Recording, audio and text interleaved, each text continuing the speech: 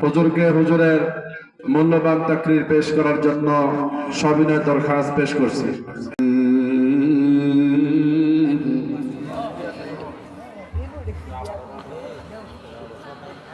সুবহানাল্লাযী আসরা বি'আবদিহি লাইলাম মিনাল মাসজিদিল হারাম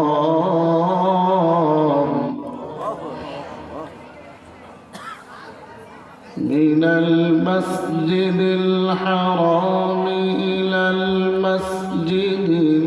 আকসা الذي باركنا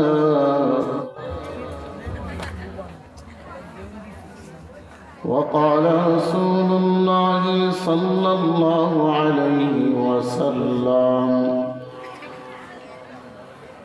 تركت فيكم أمرين لن تضلوا ما تمسكتم بهما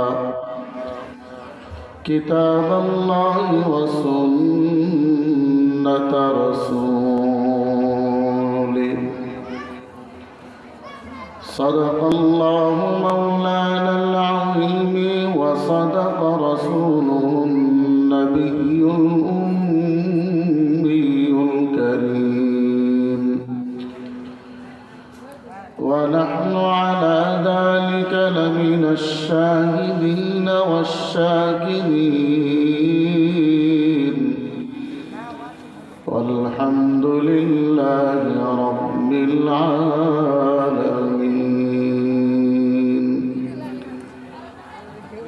اللهم صل على محمد وعلى آل محمد كما صليت على إبراهيم وعلى آل إبراهيم إنك حميد مجيد. اللهم بارك على محمد وعلى آل محمد كما باركت على إبراهيم وعلى آل إبراهيم إنك حميد مجيد. الحمد لله. ঐতিহ্যবাহী ২৫০০ কল্যাণদী শিকারী বাহারি বাইতুল মামুর জামে মসজিদ উন্নতিকল্পে আজকের ইসলামী মহাসম্মেলনের সম্মানিত সভাপতি, প্রধান অতিথি, বিশেষ অতিথিবৃন্দ, মহান আল্লাহ তাআলার দরবারে লাখো কোটি শুকর যে আল্লাহ পাক দয়া করে, মায়া করে, মেহেরবানি করে আমাদেরকে সন্ধ্যার পর থেকে পর্যন্ত ধৈর্যের সাথে বসে কোরআন ও হাদিস রম্য বাণী শুনবার বলবার মতো তৌফিক দান করেছেন। সকলে জবান খুলে উচ্চ কণ্ঠে পড়েনি আলহামদুলিল্লাহ।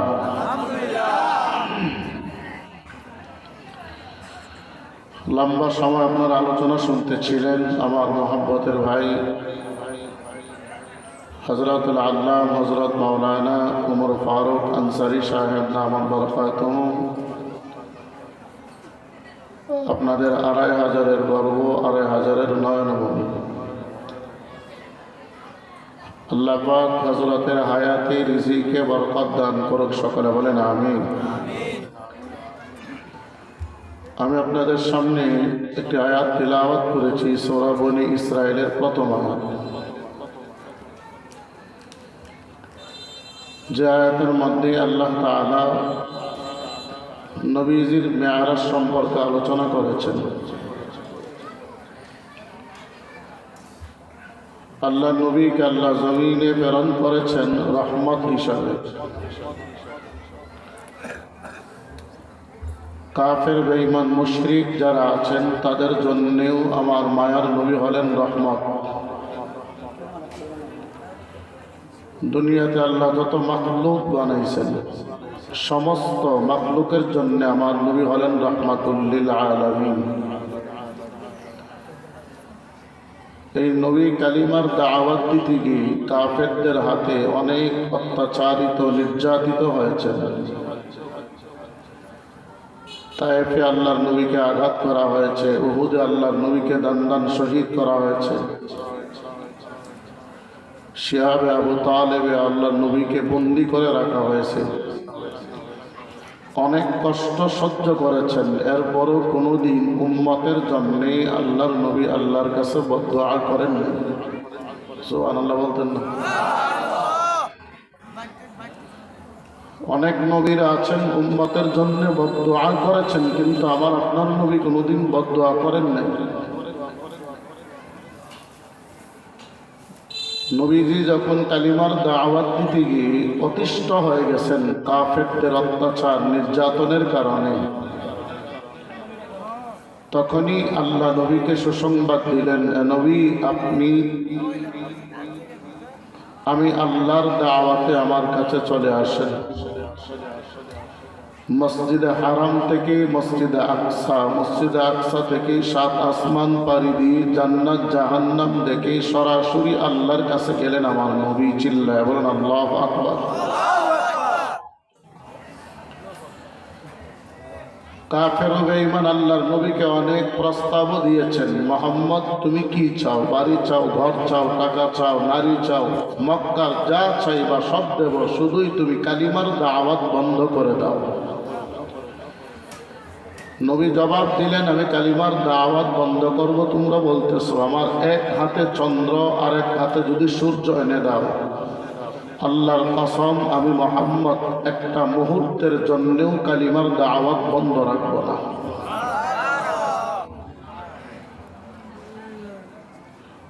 নবীজির ব্যাপারে আবু তালেবের কাছে বিচার নিয়ে আসছেন আবু জাহেল তার বংশের মানুষেরা। আবু তালেব আল্লাহর নবী যখন কালিমার দাওয়াত দিয়ে আসলেন, বাড়িতে আসার পর আবু তালেব আল্লাহর নবীকে বলতেছেন, মুহাম্মদ তোমার সঙ্গে আমার একটু কথা ছিল। নবী বললেন, চাচা আপনি কি বলবেন? আবু তালেব বলতেছে, তুমি কি কালিমার দাওয়াত বন্ধ করে দিতে পারো না? মূর্তির বিরুদ্ধে কথা বলা বন্ধ করে দিতে পারো না? নবী আবু তালেবকে বলছিলেন, চাচাজি আপনি কি আর কিছু বলবেন? আবু তালেব বলে, না, আমার এই কথাটাই আবু জাহেল আমার বাড়িতে আসছিল। নবী বললেন, চাচা আল্লাহর কসম আপনি যেই প্রস্তাব দিয়েছেন এটা আমি মুহাম্মদের দ্বারা সম্ভব না, একটা সেকেন্ডের জন্যও আমি কালিমার দাওয়াত বন্ধ করতে পারবো না। আর জোরে বলেন না সুবহানাল্লাহ। আবু তালেব ঘোষণা দিয়েছিলেন, মুহাম্মদ যেহেতু তুমি কালিমা বন্ধ করবা না, আজকে থেকে আমিও তোমাকে দিলাম, তুমি যাও কালিমার দাওয়াত দাও, আমি আবু তালেব তোমার পিছনে আসি, মক্কার কোনো বেঈমানের সাহস নেই তুমি মুহাম্মদের উপর আঘাত করবে। চিল্লায় বলেন আল্লাহু আকবার। বলেন তো এরপর আল্লাহ নবী বদদুয়া দিছেননি? হ্যাঁ, তায়েফে নবীর আঘাত করতে করতে করতে করতে রক্তাক্ত করছে, পুরা দেহের মধ্যে পাথর ঢুকে গেছে। জিব্রাইল বলছে, নবী আপনি শুধু একটু অনুমতি দেন, তায়েফটাকে আমরা ধ্বংস করে দেব, তায়েফের পাহাড়গুলোর আমরা একত্রিত করে তায়েফের সমস্ত মানুষকে ধ্বংস করে দেব। আরেকদল ফিরিস্তা বলছিলেন, নবী আপনি শুধু একটু অনুমতি দেন, জমিনটা আমরা উল্টাই দেব, তায়েফের প্রত্যেকটা মানুষকে জমিনের নিচে আমরা দাবায় দেব। নবী বলছেন, না, তারা আমার এখনো চিনে নাই, তারা এখনো বুঝে নাই, এজন্য আমি মুহাম্মদকে আঘাত করেছি। একটা সময় আসবে এই তায়েফের যুবকরাই আমি মুহাম্মদের কালিমা পড়বে, মুসলমান হবে। চিল্লায় বলেন আল্লাহু আকবার। আমরা যদি হইতাম আমরা সঙ্গে সঙ্গে বদদুয়া দিতাম, কথা ঠিক নেই? মা বাবা সন্তানকে মহব্বত করে বেশি, কথা ঠিক কিনা? নাকি এর চাইতে বেশি মহব্বত অন্য কেউ করে? হ্যাঁ, আছে কিছু, মার চাইতে মাসির দরদ কিছু মানুষের আছে।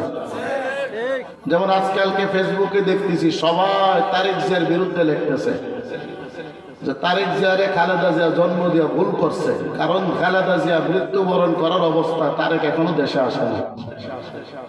আচ্ছা বলেন তো, একজন মা মৃত্যুর শয্যায়, সন্তান মায়ের কাছে না আইসা পারে, কিন্তু সে আসতেছে না কেন? হয়তো বড় ধরনের কোনো বাধা আছে যার কারণে সে আসতে পারতেছে না। বাধা না থাকলে অবশ্যই দেশে আসতো। তো যেই বেচারার মা সে আসতে পারে না, তার দরদ কম, তোমার আমার দরদ বেশি হয়ে গেছে।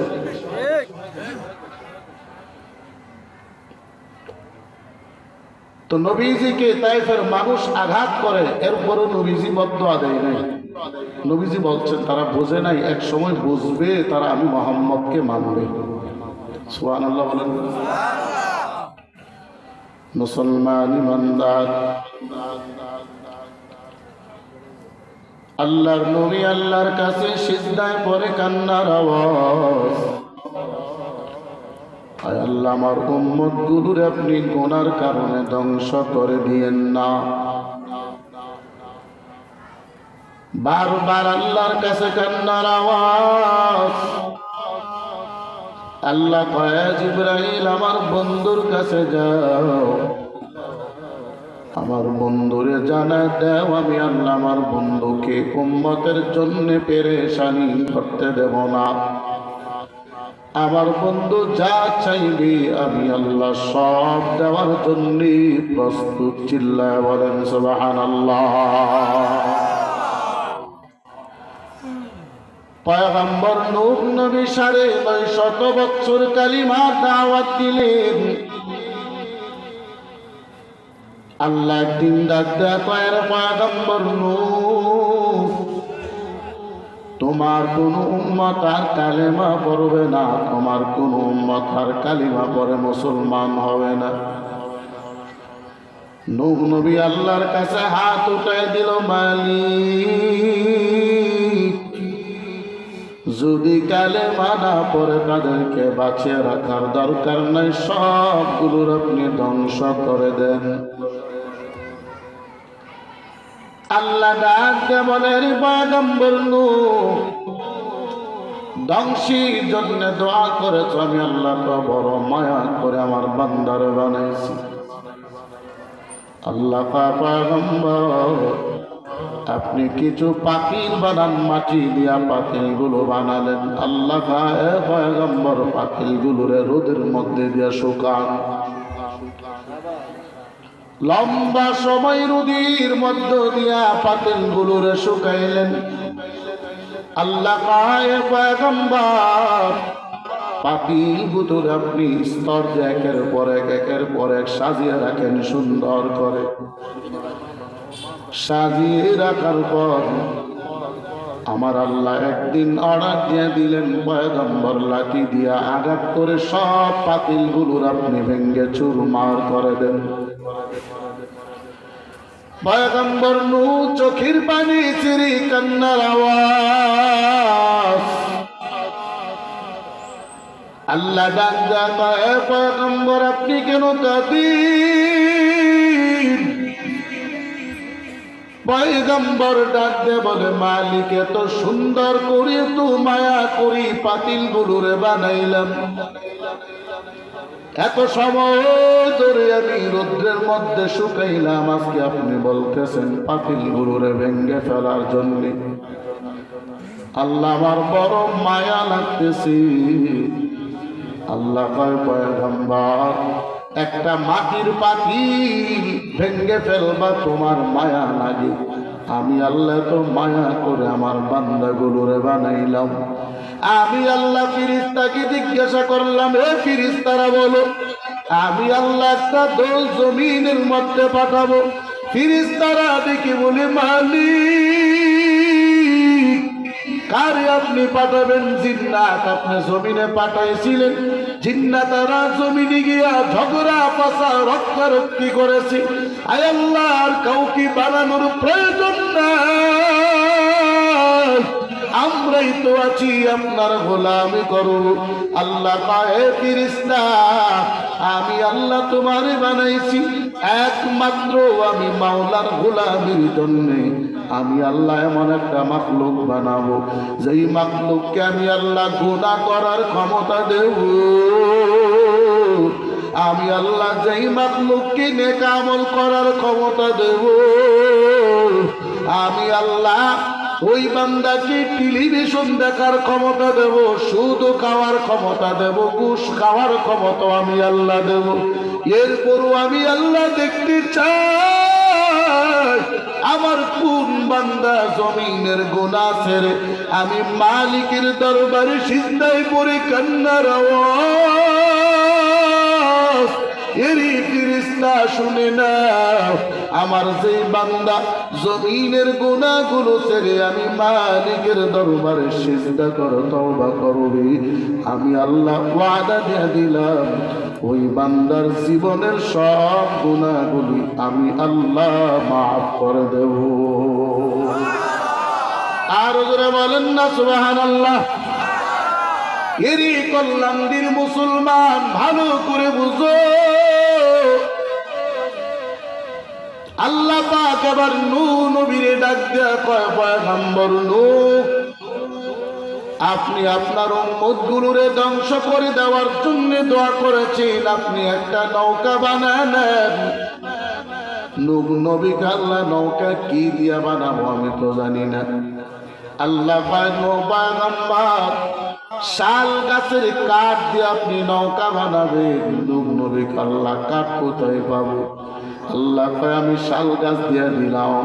হাদিসের মধ্যে লেখেন 20 বছর অপেক্ষা করার পর, আবার কেউ কেউ বলেন 40 বছর অপেক্ষা করার পরে গাছ যখন বড় হলো, আল্লাহ কই নূহ পয়গম্বর নৌকা বানায় নেন।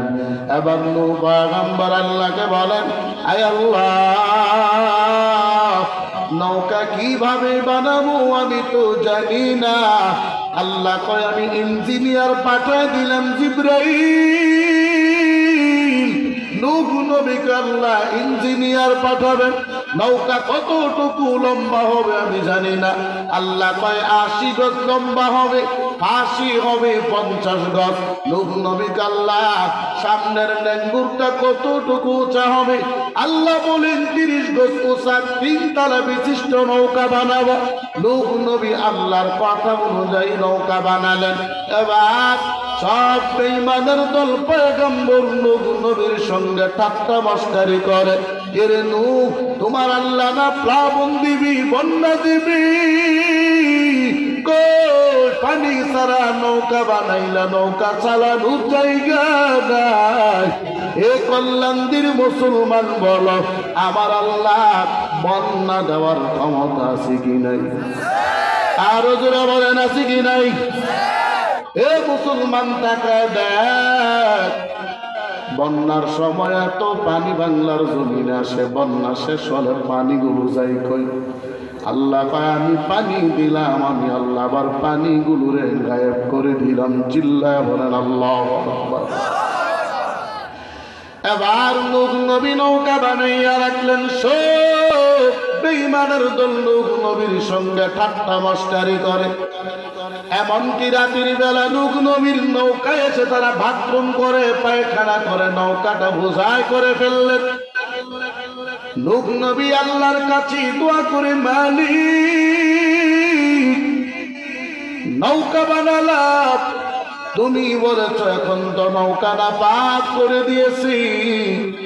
আল্লাহ কই চিন্তা করবা না, যারা নাফাক করেছে আমি আল্লাহ তাদের দ্বারাই আবার নৌকাটা পবিত্রতা বানাবো। এবার আমার আল্লাহ ওই এলাকার মানুষের মধ্যে একটা রোগ দিয়া দিলেন, কুষ্ঠ রোগ। কোন ঔষধ নাই, সবাই বড় পেরেশান, ঔষধ কোথায় পাওয়া যায়? একজন বৃদ্ধ মানুষ নূহ নবীর ঠাট্টা মস্কারি করে নৌকায় বাথরুম করার জন্য এসেছে। নৌকার কানায় কানায় কানায় কানায় বাথরুমের ময়লা। মুরব্বী স্লিপ কাইটা নৌকার মধ্যে পড়ে গেছে। কইরা যখন নৌকা থেকে উঠে গোসল দিলেন, তাকায় দেখে কুষ্ঠরোগ ভালো হয়ে গেছে। সকাল বেলা বাড়ির সামনে হাটে সবাই জিজ্ঞাসা করে তোমার রোগ কিভাবে ভালো হলো, ঔষধ পেলা কোথায়? মুরব্বী ডাক দিয়া কয়, ঔষধ লাগাই নাই, আমরা যে নবীর নৌকায় পায়খানা করেছি, ওই পায়খানা লাগাইলে রোগ ভালো হয়ে যায়। চিল্লায় বলেন আল্লাহু আকবার। আরো ধরা বলেন না আল্লাহু আকবার। কথা বলো। এবার সব কুষ্ঠ রোগীরা দৌড়া নবীর নৌকার পায়খানা বালতি দিয়া কলস দিয়া নেওয়া শুরু করলেন বাড়িতে। হাজারো হাজার রোগী, নৌকার ময়লা শেষ হয়ে গেল, আবার রোগীর অভাব নাই। সবাই মিলে নৌকাটাকে দৌত করলেন, পানি দিল, রোগ ভালো হয়। একবার দুইবার তিনবার নৌকাটাকে দৌত করলেন। আল্লাহ কয় পয়গম্বর, আপনার নৌকা পবিত্র হয়ে গেছে। নূহ নবীর স্ত্রী একদিন রান্নার করে পাক বসাইলেন। এমন সময় তাকে দেখে চুলার কালি থেকে পানি টপ টপ করে জমিনের মধ্যে বাহির হয়। যেই চুলাটার মধ্যে নূহ নবীর স্ত্রী রান্না বসাইলেন, এই চুলাটাও সাধারণ চুলা না। আম্মাজান হাওয়ার হাত থেকে বংশ পরম্পরায় চুলাটা নূহ নবীর স্ত্রী পর্যন্ত চলে আসছে। খারাপ লাগতেছে নাকি? আওয়াজ তো ২,৫০০ মানুষের আওয়াজটা এমন না। এবার নূহ নবীর স্ত্রী দৌড়ে গেলেন, ও স্বামী আমার, চুলার পারে দেখলাম পানি উঠতেছে, মনে হয় আমার আল্লাহর ওয়াদা, বন্যা শুরু হয়ে যাবে। নূহ নবী সিজদায় পড়ে আল্লাহরে ডাকে, মালিক আপনার বন্যা কি চলে আসবে? আল্লাহ কয়, হ্যাঁ আমি বন্যা দিয়ে দেব, তাড়াতাড়ি নৌকায় সবাইরে উঠে নাও। নূহ নবীকে আল্লাহ ৩ তালা নৌকা, কোন তালায় কাকে উঠাবো? আল্লাহ কয়, ৩য় তালায় মানুষ উঠায় নাও, আর ২য় তালায় উঠায় নাও সাধারণ পশু পাখি, নিচ তালায় উঠায় নাও হিংস্র প্রাণীগুলোরে। এবার নূহ নবী আল্লাহরে ডাক দিয়া কই, মালিক মানুষের মধ্যে কোন মানুষটা পুরুষ, কোন মানুষটা মেয়ে আমি চিনব, কিন্তু পশু পাখির মধ্যে কোনটা পুরুষ কোনটা নারী আমি কেমনে চিনব? আল্লাহ পয়গম্বর, আপনি নৌকার সামনে দাঁড়াইয়া 2টা হাত এমন ভাবে দিয়া দাঁড়ান, আপনার ডান হাতের নিচ দিয়া যে পশুগুলো যাবে এটা হলো পুরুষ, বাম হাতের নিচ দেওয়া যাবে মহিলাগুলো। বলেন তো পশুর মাথার মধ্যে জ্ঞান দেনে ওয়ালা তিনি কে? আরো জোরে বলেন কে?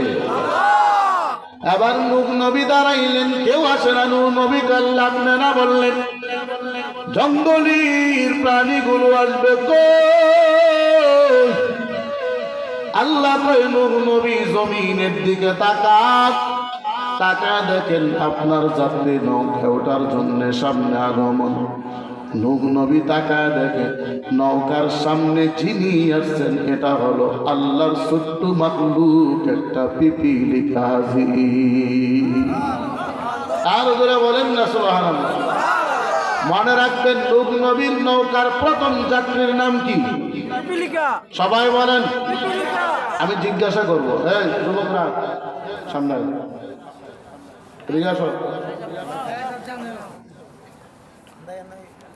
এখানে একদম সামনে।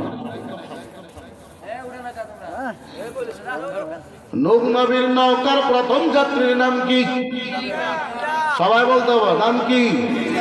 পিপিলিকা। এবার নূহ নবী দাঁড়ানো, তাকায় দেখে রশির মতো পেঁচাই একটা প্রাণী নৌকার দিকে আসতেছে। বলেন তো নাম কি? হ্যাঁ, সাপ। সামনে আসলেন, নূহ নবী ডাক দিয়া কয়, আয় আল্লাহ, সাপরে আমিও ভয় পাই, আমার উম্মতেরও ভয় পাই, সাপ উঠায়েন না। আল্লাহ কয়, হে পয়গম্বর, ভয় পাওয়ার কারণ নাই রে মুমিন। আল্লাহ কয়, পয়গম্বর, ওই সাপের বিষ আমি আল্লাহ দিয়েছি, আমি বিষগুলো ধ্বংস করে দিলাম। যতদিন নৌকায় থাকবে সবুল দেওয়ার মতো ক্ষমতা সাপের আমি আল্লাহ সরাই দিলাম। সাপ এবার নৌকার মধ্যে উঠলেন, কুকুর উঠলেন, সিগাল উঠলেন। হঠাৎ করে তাকায় দেখে একটা সিংহ নৌকার সামনে হাজির। নবী সিংহরে দেখে আল্লাহ, সিংহরে আমিও ভয় পাই, আমার উম্মতেরাও ভয় পায়। এমনকি নৌকায় যে প্রাণীগুলো উঠাইছি, গরু, ছাগল, কুকুর, সিগাল, সবাই সিংহরে ভয় পায়। কারণ সিংহ তো বনের রাজা, সবার উস্তাদ, সবাই ভয় পায়। আল্লাহ কয়, পয়গম্বর আপনি ভয় পাবেন না, সিংহের মাথার মধ্যে একটু হাত বোলান। সিংহের মাথার মধ্যে নূহ নবী হাতটা বালাইলেন। আল্লাহ কয়, কি বুঝলেন?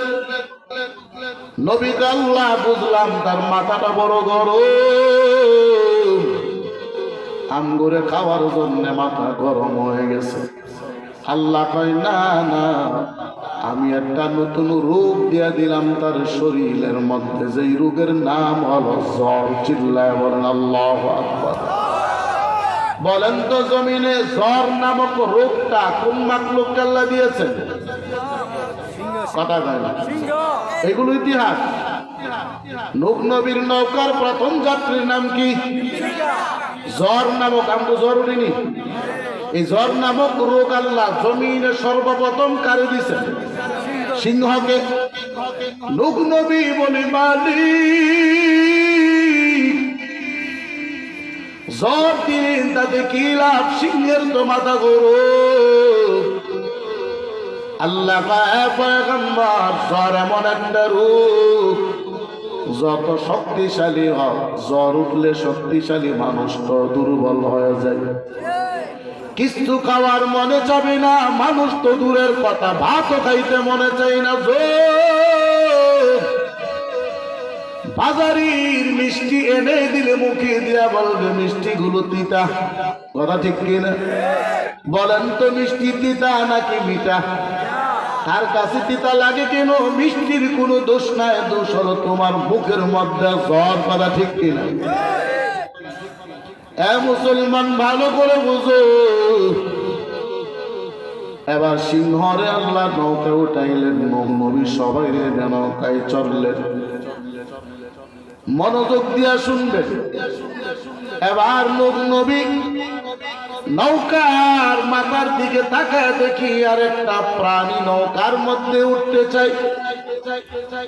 অর্ধেকটা শরীর নৌকায়, বাকি অর্ধেকটা নৌকার নিচতলায় পড়ে আছে। নূহ নবী কয়, এ ওঠো না কেন? বলো উঠবো কেমনে? নিষেধার জন্য ধরে রাখছে। যেই প্রাণীটার অর্ধেক শরীর নৌকায়, বাকি অর্ধেক হলো নিচে, ওই প্রাণীটা হলো গাধা। কি প্রাণী? আরো জোরে বলেন।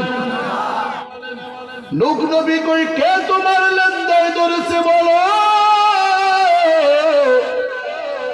গাধা তো পয়গম্বর, আপনি তাকায় দেখেন কে ধরেছে, আমি উঠতে পারি না। বলেন তো, আপনি একটা গাছে উঠলে নিচ দিয়ে দু পায়ে ধরে টান দেয়, উপর ওটা সম্ভব? হ্যাঁ, গাধা তো আমার নিচে ধরে টানতেছে, আমি কেমনে উঠবো?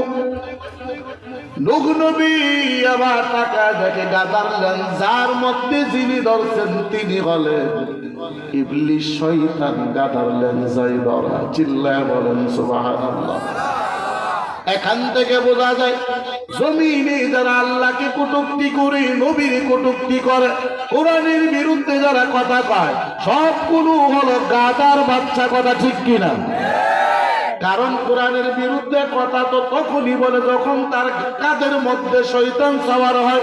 আর শয়তান তো কুকুরের লেঞ্জাই ধরলো না, সিগালের লেঞ্জাই ধরলো না, গরুর লেঞ্জা আছে ধরলো না, মহিষের লেঞ্জাই ধরলো না, গুড়ার লেঞ্জায় ধরলো না, গাধার লেঞ্জায় ধরলো কেন? বোঝা যায় যারা কালিমার বিরুদ্ধে কথা কয় একটাও চালাক না, সবগুলো হলো গাধার বাচ্চা, শয়তানের অনুসারী। কারণ গাধার লেঞ্জাই ধরে কে? আরো জোরে বলেন। খারাপ লাগতেছে? এবার নূহ নবী আল্লাহর ডাক দেয়, মালিক শয়তান রে আপনি আবার নৌকায় কেন উঠাইতে চান? আল্লাহ কয়, পয়গম্বর আমি আল্লাহ ওয়াদা খেলাপ করি না, আমি আল্লাহ যা বলি তাই করি। নূহ নবীকে আল্লাহ আপনি কি বললেন? আল্লাহ কয় আমি আদম নবীরে বানাইলাম, আদম নবীরে বানাইয়া সব ফেরেশতাদেরকে বললাম আদম নবীরে সিজদা কর। সবাই সিজদা করলেন, একমাত্র সিজদা করলেন না ইবলিস। কথা ঠিক কিনা? কে সিজদা করে নাই? আর জোরে বলেন। ইবলিস সিজদা করে নাই। ইল্লা ইবলিস ইস্তাকবারা ওয়া কানা মিনাল কাফিরিন।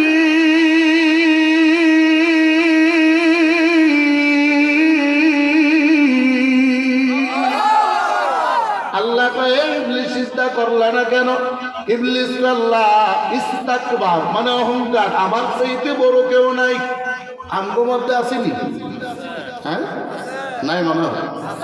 আমার চাইতে বড় কেউ নাই, আমি বড় নেতা, আমি বড় আলেম, আমি বড় বক্তা, আমি তো ২,৫০০-এর সব। এ মুসলমান তুমি কিচ্ছু না।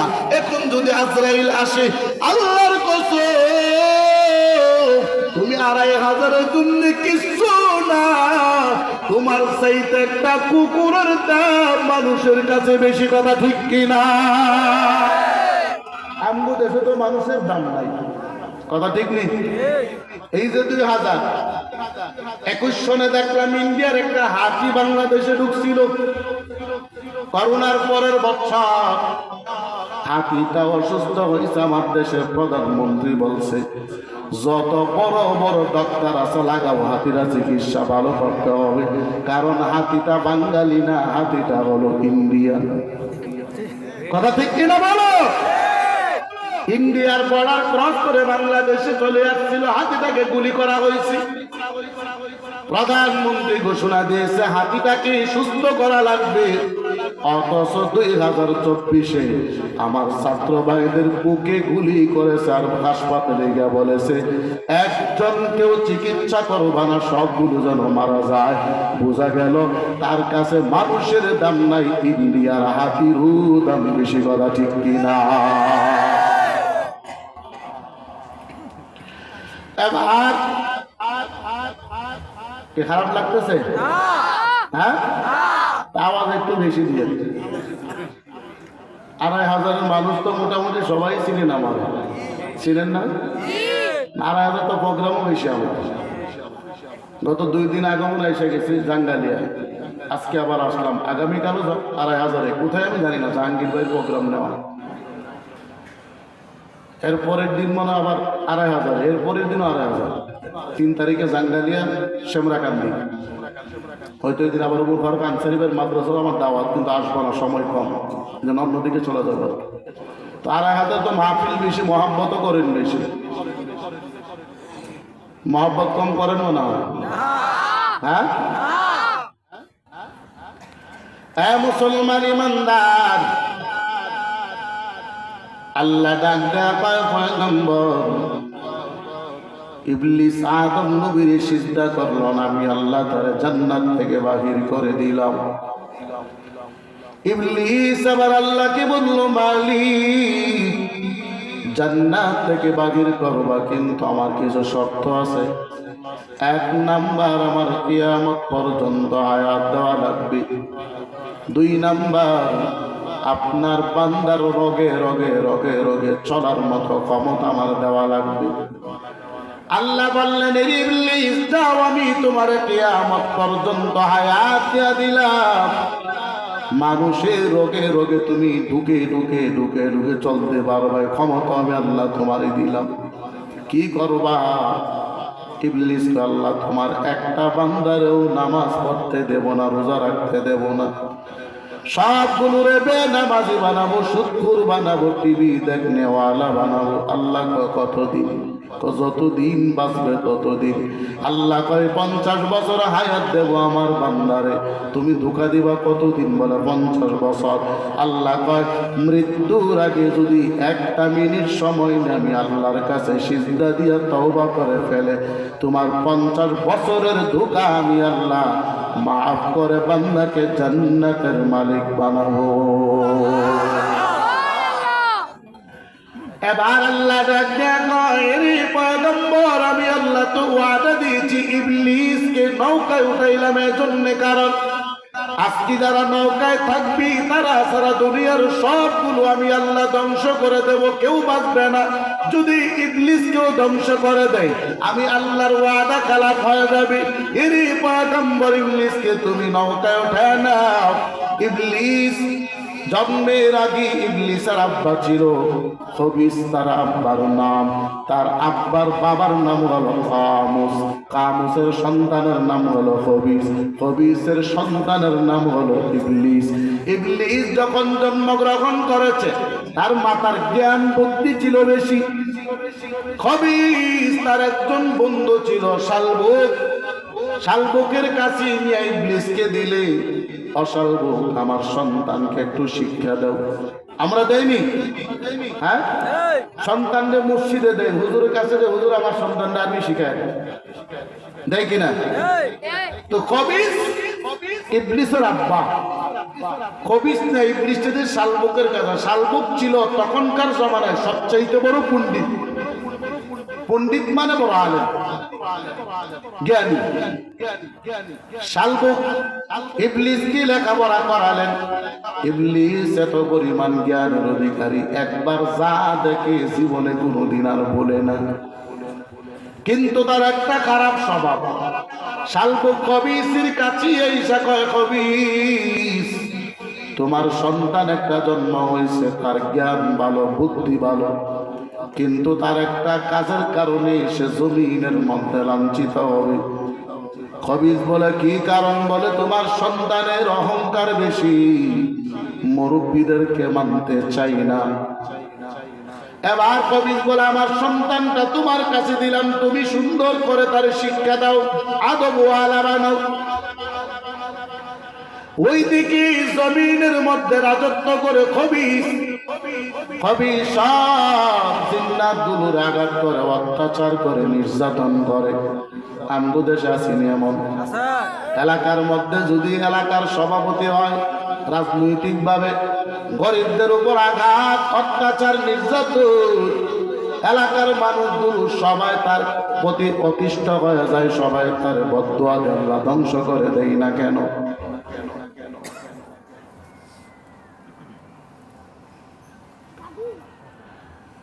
এবার খবিসের অত্যাচারের কারণে আমার আল্লাহ ডাক দেয়া কয়, ফেরেশতা যাও জমিনের সব জিন্নাতগুলোরে হত্যা করে ফেলো, ধ্বংস করে দাও।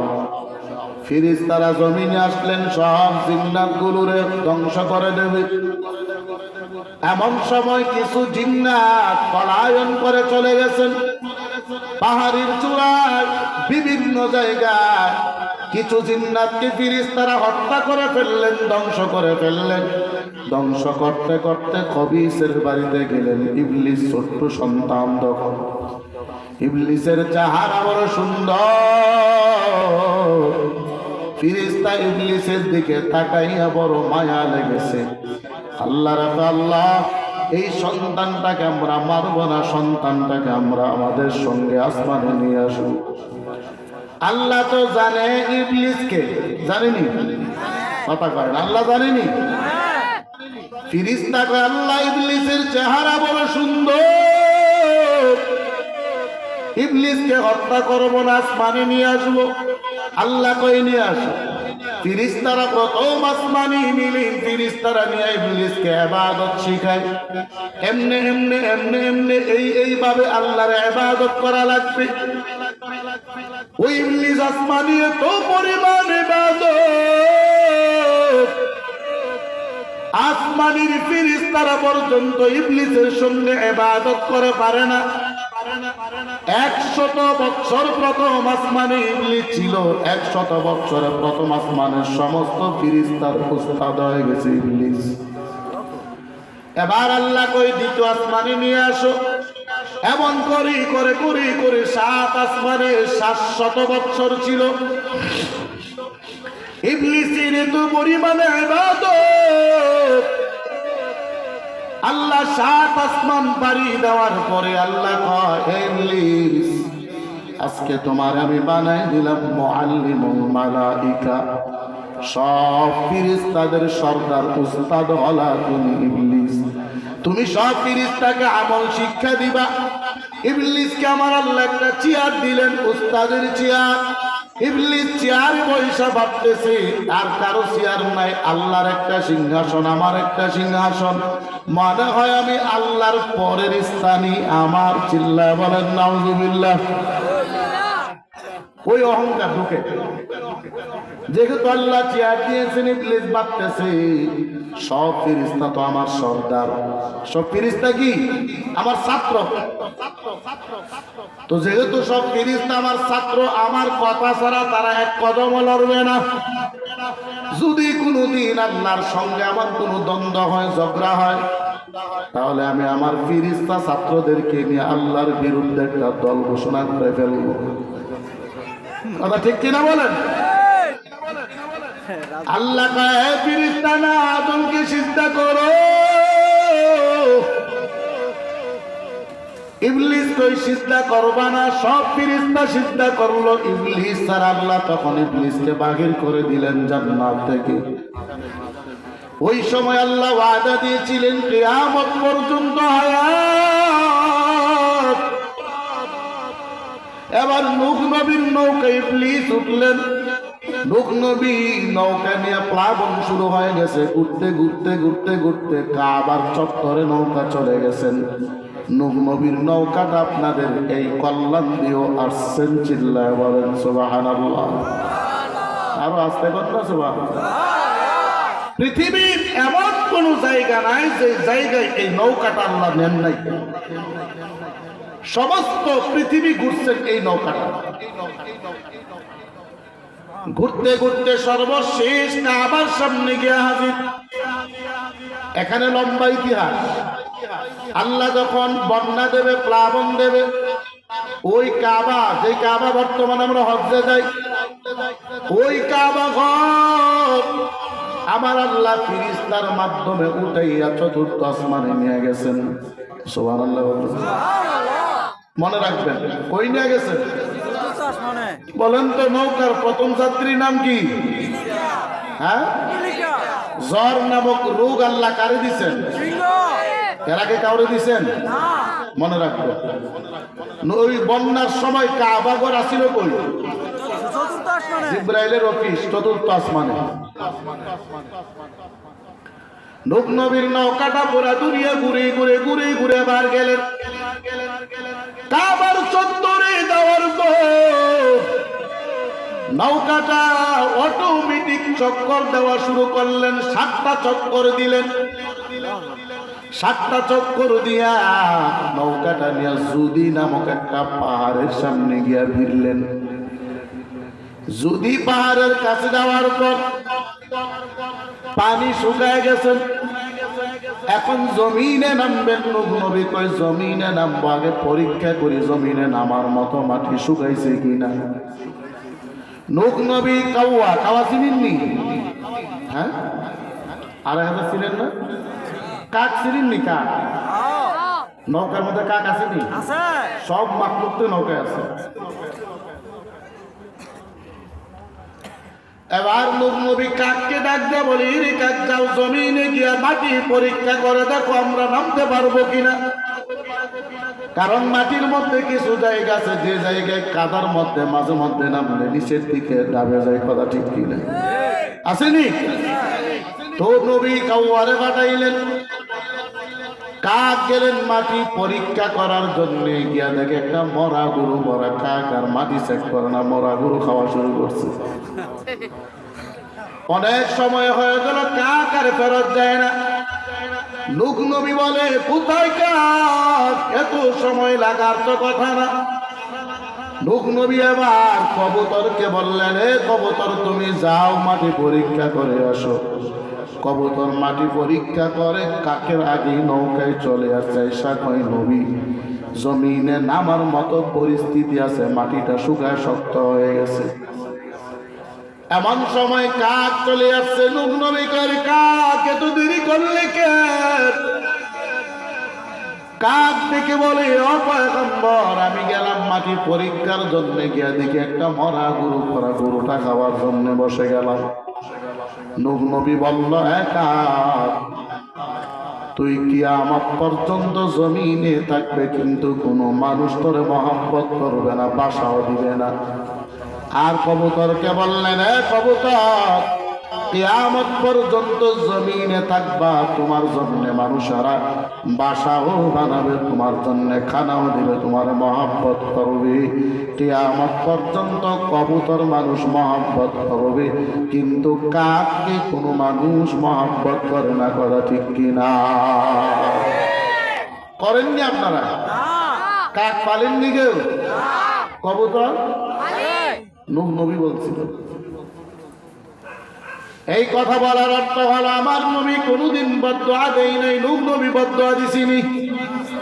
হ্যাঁ, কথা বল। নূহ নবী বদদুয়া দিছিনি? আমার নবী দিছেননি? আমার নবী কোনদিন বদদুয়া দেই নাই। নূহ নবী বদদুয়া দিছে উম্মতের ব্যাপারে। হ্যাঁ মুসলমান, বলো ওই শয়তান জিন্নাত এখনো জমিনে আছে কি নাই? জিন্নাতের মধ্যে ভালো আছে, খারাপও আছে। কারণ জমিনের কোন মাখলুকের হিসাব হবে না, একমাত্র হাসরের ময়দানে হিসাব হবে মানুষ এবং জিন জাতির। যারা ভালো তারা জান্নাতি, যারা খারাপ জাহান্নামী। মানুষের মধ্যে যারা ভালো জান্নাতি, যারা খারাপ তারাও হবে জাহান্নামী। মানুষ এবং জিন জাতিকে আল্লাহ জাহান্নাম জান্নাতে দেবে। চিল্লায় বলেন সুবহানাল্লাহ। وما خلقت الجن والإنس إلا ليعبدون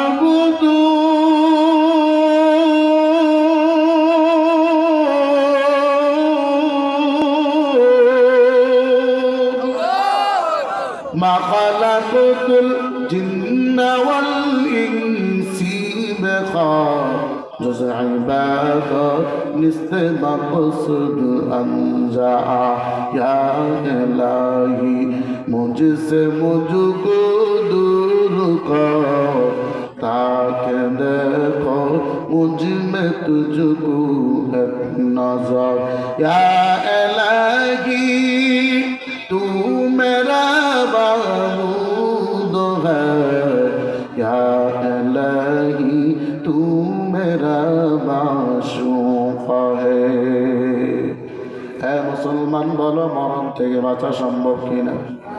হ্যাঁ, আওয়াজ বোঝা যায় সম্ভব? আরো জোরে বলেন। মরণ থেকে যদি বাঁচা যায় তো সাদ্দাত জান্নাত বানাইছে, আল্লাহ জান্নাতে যাবে না। আজরাইল ঘুষ দিয়া হলেও জান্নাতে যাইতে। কথা ঠিক কিনা? আল্লাহ জিজ্ঞাসা করি, আজরাইল বলো, এত মানুষ তুমি জীবন নিয়ে নাও, তাদেরকে দুনিয়া থেকে বিদায় করো, কোনদিন মায়া